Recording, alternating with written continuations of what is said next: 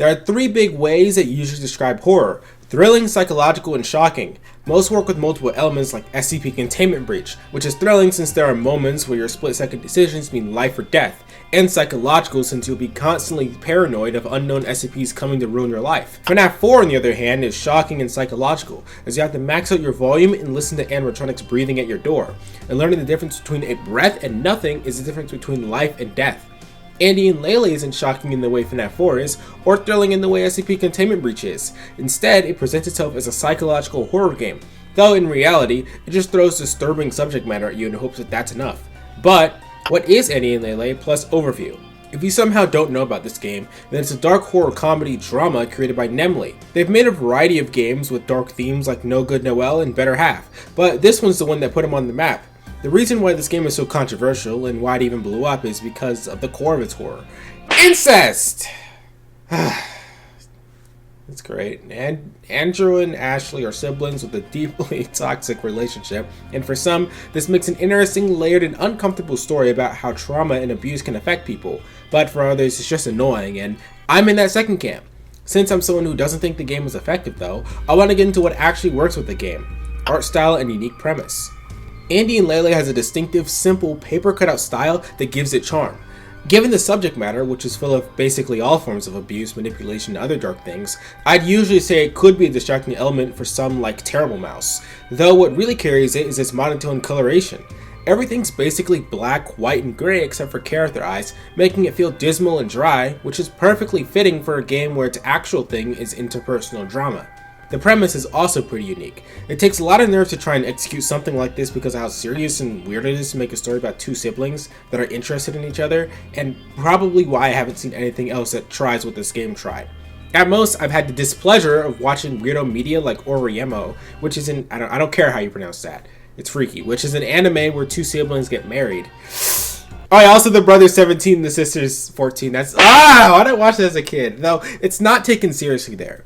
And outside of the incest stuff, the premise of two people being victims of some organ trafficking farm, and then them having to escape and evade the police for committing actions they had to do, and also meeting a demon along the way isn't something I've seen before. Layered characters. Andrew, Ashley, and Renee, who's their mother, are actually extremely interconnected and deep characters, and honestly you could go on for a very long amount of time just talking about their dynamic, backstory, and even why they say specific lines. This is a good element because the story focuses entirely on Andrew and Ashley, with Andrew being the real main character, but I think it's worth going into these three's backstories and talking about them a bit so you can get a taste of what I mean. Andrew was a normal boy with a lot of potential to have a normal life, but his mother Renee, who had him at 15, thought that since Andrew was a good kid, she could have another. But this kid ended up being the psychopath, Ashley.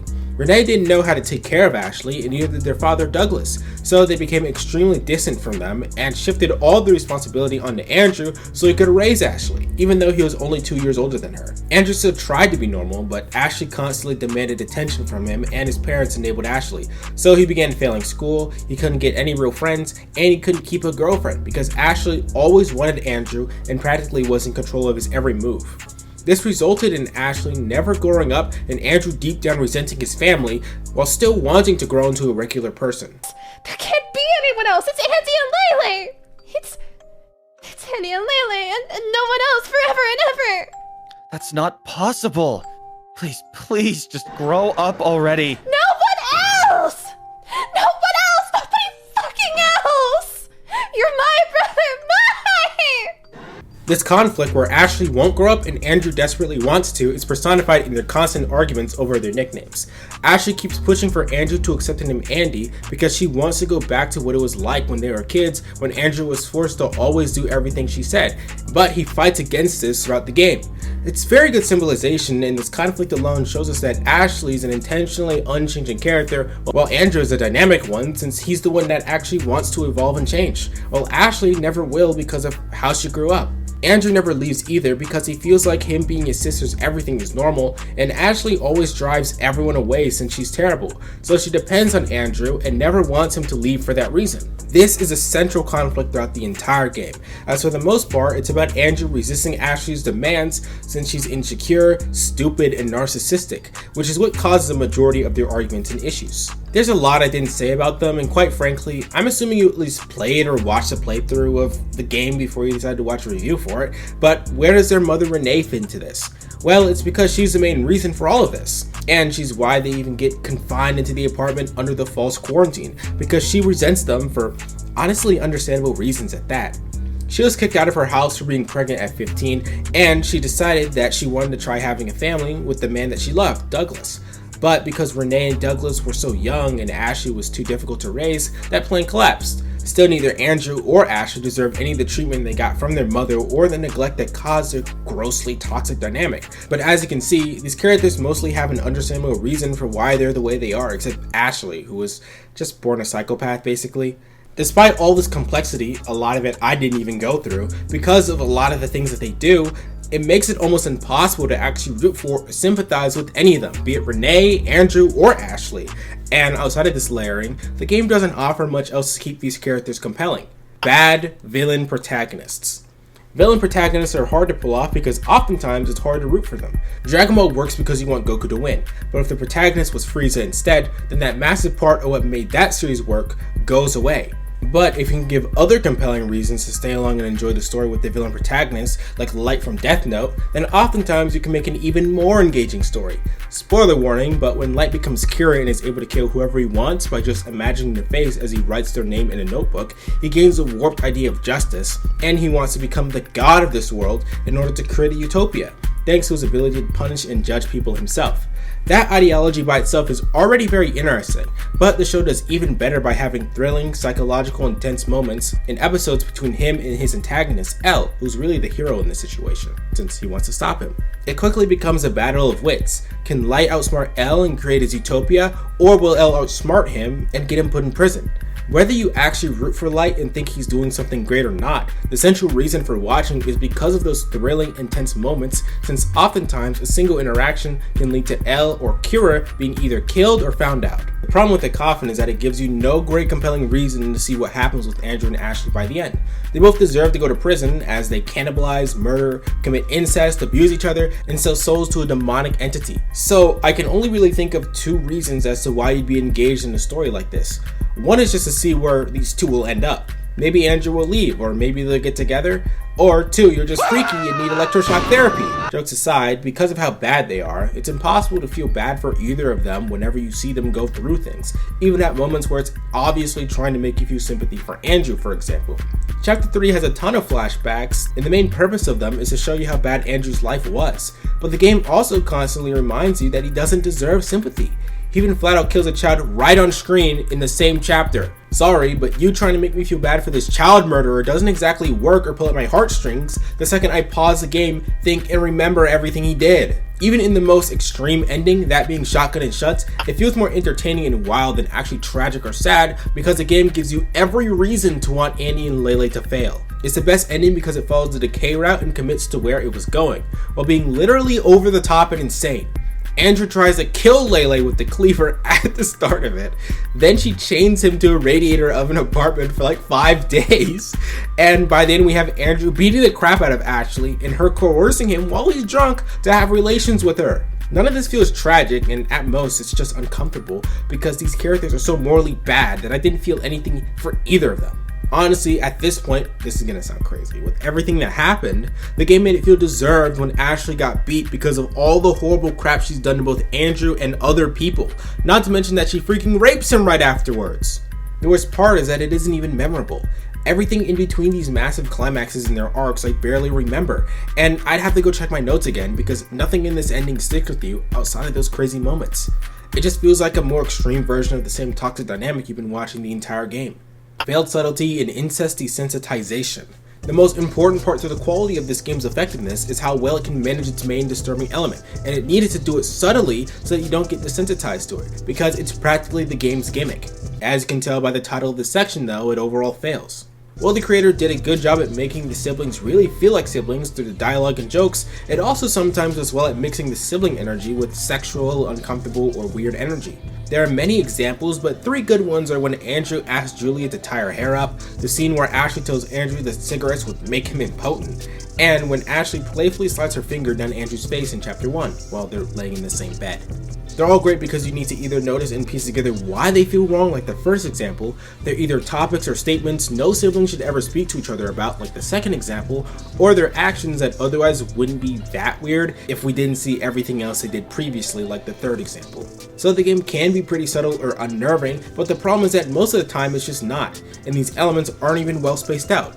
And this ruins the subtle moments because just one unsubtle moment makes everything in retrospect extremely obvious instead of effectively unnerving or ambiguous. By the end of chapter 1, we can tell that Ashley has some problems because of her outburst towards Andrew about that lady in the apartment he killed, since she psychotically thinks that Andrew might have thought she was pretty and tried to make a move on her. This was obviously out of some kind of weird jealousy, and by chapter 2 it's even more obvious since they now often joke about sexual related things, and we see scenes like in the Andrew dream where he listens to one of Ashley's messages to Julia, with her even assuming that Julia must feel better than her because she can have relations with Andrew while she can't. Do you think you're better than me?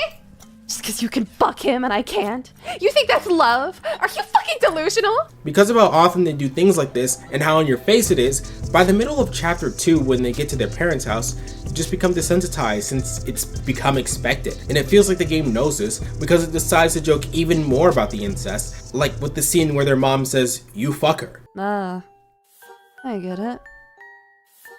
Huh? You fuck her. That is disgusting! Andrew, she's your sister, for God's sake!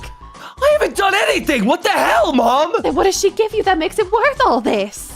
It has goofy music and everything, and clearly, here the joke is intended to be laughed at by the audience, unlike jokes previously which were clearly intended to disturb the audience. Prime example being chapter 1's moment where Andrew talks about how it'd be romantic to jump off the balcony together with Ashley and die. Off script right now, I feel like that's less of a joke and more of just a weird statement. So one that is actually a joke is when Ashley calls Andrew a wife beater early in chapter 2, and that's supposed to just be like, haha, that's funny, like, but you know, obviously his sister calling him a wife beater as a joke is completely insane, and no sibling would do that. So that's an example of a joke that would function to make you uncomfortable, and not one that's actually intended to actually be funny by those who are playing the game.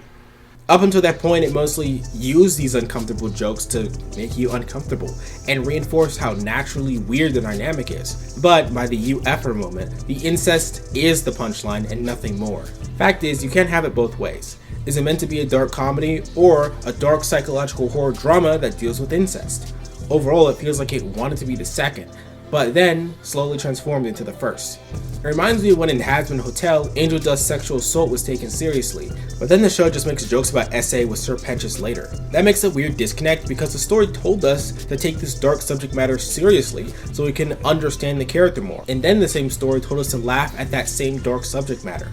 It feels contradictory, but thankfully Hazbin Hotel's backbone isn't sexual assault, and it has many other things people can enjoy it for, unlike the Coffin, where it literally hinges off of the incest being disturbing and shocking.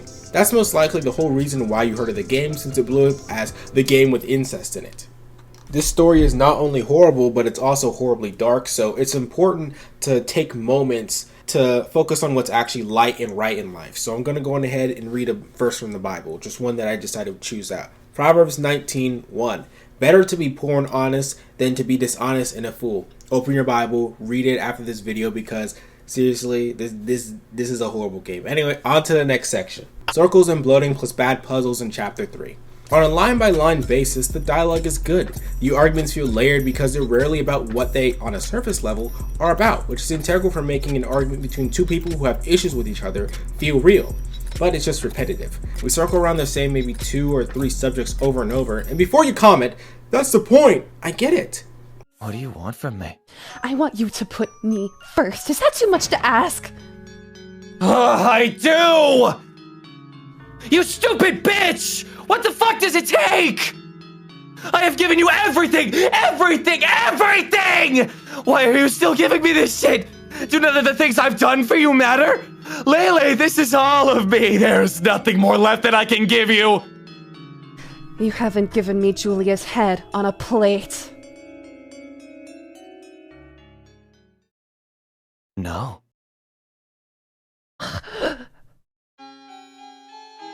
What good did it do last time? Andrew even mentions multiple times that he's tired of having the same argument over and over. The main problem is that this intention wasn't implemented well at all. These emotionally draining, dark, excessively long arguments that happen almost constantly throughout the game, like the incest stuff, stopped being actually impactful because we've been desensitized to the same basically 3 subjects. Ashley's insecure, so she speaks about it. Or maybe she calls him an Andy or something else that makes him uncomfortable, and that sparks something. Or maybe she disagrees with Andrew on something and tries to aggressively control the situation, with Andrew biting back or letting her win eventually. That's practically it, on repeat, for potentially 12 plus hours of gameplay. If these arguments were more spaced out, then it wouldn't have been so annoying. But it feels like, especially in Chapter 3, this crap happens constantly, because here's the thing, we shouldn't be the ones being annoyed. It should be Andrew, and Andrew alone, who's irked by these inane arguments. If we're annoyed, we just wouldn't even want to play the game. The game also likes to circle around factors about the characters constantly. This is most prevalent in Chapter 3 as we get numerous flashbacks and cryptic, though stupidly obvious hints that overall give us no new information and instead weaken the previous moments that were subtly or shortly told to us. At the very start of the chapter, we get a flashback where Ashley ruins Andrew's ability to study and his mom forces him to take care of and raise her.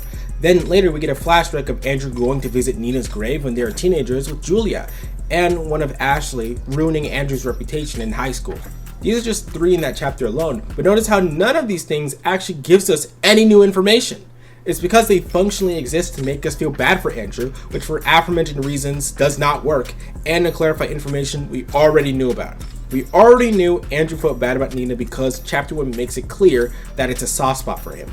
We knew that Renee forced Andrew to raise Ashley because of what she says in Chapter 2 near the end of her life. And we already know that Ashley screwed up a lot of opportunities for him, like getting friends. All of these scenes just restate things that we already understood. About the cryptic moments, none of it actually lands as cryptic. This again is a big problem for Chapter 3 as we not only get multiple uses of the same metaphor for Ashley being pink weeds and Julia being sunflowers, with Ashley destroying the sunflowers, but these stupid analogies are also accompanied by annoying puzzles that range from almost impossible to extremely easy. The demon tower that they had to climb is a great example of baby easy puzzles, while a nearly impossible one on that shotgun and shuts ending is where Andrew has to specifically step on this tile to pick up a pillow. This wouldn't be a big issue if it was like Chapter 1 and 2 parts that rarely had any puzzles, but it's an issue here because there's so many. Thing is, nobody plays this game for the puzzles. We're all just here to see the story. Chapter 1 and 2 knew this, but 3 forgot it, and if it was for pacing reasons to space out the inane repetitive arguments you have to sit through over and over for the flashbacks, then it still didn't work because the spacing simply wasn't enough. Limited premise plus different endings don't help. There aren't very many directions you can take with a premise like this while also keeping it interesting. The incest element quickly stops being disturbing, and that's basically all it had to draw people in. And by halfway through Chapter 2, it's practically just joked about and treated like a bit of a roadblock in their relationship instead of a defining factor of what makes the game and what makes it creepy in the first place. What cuts it more is that the point of the game is that they just keep degenerating. There are only 2 characters carrying the whole story, and this dynamic doesn't work long term because it either quickly progresses into heavy toxicity like the shotgun and shuts ending, or it just starts getting stale like mid Chapter 3 on its canon route. And with this premise, even if you did the absolute most radical thing, as it writing wise by the way, that being Andrew, this is also theoretical, you can't actually do this, that being Andrew just leaving Ashley, you just lost the point of the game. All the game has is this dynamic and incest as a hook. That's it. And its endings are predictable because it'll clearly end in 3 ways. Again, shotgun and shuts where they succeed and just live together and it's just horrible and toxic. Or they die, or they get caught. That's it because Ashley never changes, which is interesting for the first 2 chapters, but by the 3rd, it basically loses steam and you already know where it's going by that point. Your choices in the game also barely even matter. You have Burial and Decay. Burial, where you decide to be really nice to Ashley despite her being mean, or Decay, where you decide to be meaner and more honest with Ashley. But you always stick with Ashley and you still do incest. What even is the point if it ends practically the same? So if Andrew leaves, the story loses its point. But if he stays, it either quickly reaches a climax like Shotgun and Shuts, or stagnates, like Chapter 3 with the whole flashback crap. Coffin of Andrew and Renee. I usually wouldn't bring up fan work, but this highlights where the game struggles. For one, with the incest. In Chapter 1 of this AU, Renee occasionally pushes boundaries with Andrew by bringing up sexual topics, which he shuts down every time. Like when she said, "I could eat you up right now," and he said that joke wasn't funny. This kind of thing is extremely spaced out and rare, and because of it being spaced out, it doesn't lose its punch and more naturally feels as if she was conditioning him to be okay with the idea of having conversations about sex and in sexual conversations. So when in chapter 2 it becomes prevalent, it actually has a ton of punch because we saw the signs and things progress slowly. What also helps too is that it's almost never joked about. I can only remember one instance where it was joked about, and that was like nearing the end of chapter 2 of the mod. Another big thing that I was talking about in regards to sympathy. Andrew and Renee are way more sympathetic in this AU. They still have really bad arguments, but oftentimes they make up, move past things, evolve, and change for each other. Renee's behavior also comes from a cleaner place. Andrew's dad abandoned them, so her being attached to Andrew in this version reads more as a trauma response instead of a controlled and romantic thing like it did with Ashley, which makes their dynamic way easier to engage with. I'm not saying the original should have been like this stories, but I am saying that this shows how much stronger the story could have been with better handled central elements. Misc. There are some other more random small issues I had with the game that don't deserve their own fully fledged sections, so here they are. The apartment in the story feels like wasted potential, even though it makes sense for them not to go back. But the review being that it was started because a surgeon had an organ cutting fetish is not stupid, but it's also just not very funny and ruins the entire mystery of it. I'm overall very mixed on the whole demon stuff. In chapter 1 and 2 it felt like a background element until by the end of chapter 2, where it was alluded to as something that'd probably be big in the next chapter, and so that's what it became. As opposed to something that feels like it made complete sense, it more so comes across as the only thing the writers could think of the characters doing, because if they didn't go to the demon world or get more involved in that, then what else would they have done? Roamed around endlessly until they die, get caught, or actually live out their days? And then the demon realm, it doesn't even feel like that big of a deal or that oppressive. They barely care that they're in some weird realm, and the environment isn't nearly as impactful on the cursed duo as the apartments were, or when they went to their parents' house. At most, Andrew is disliked by the entity and he doesn't trust it, but that's basically it. There was a short and highly specific period of the game where it was still trying to be shocking with its incest and telling jokes about it that annoyed me to no end at the time.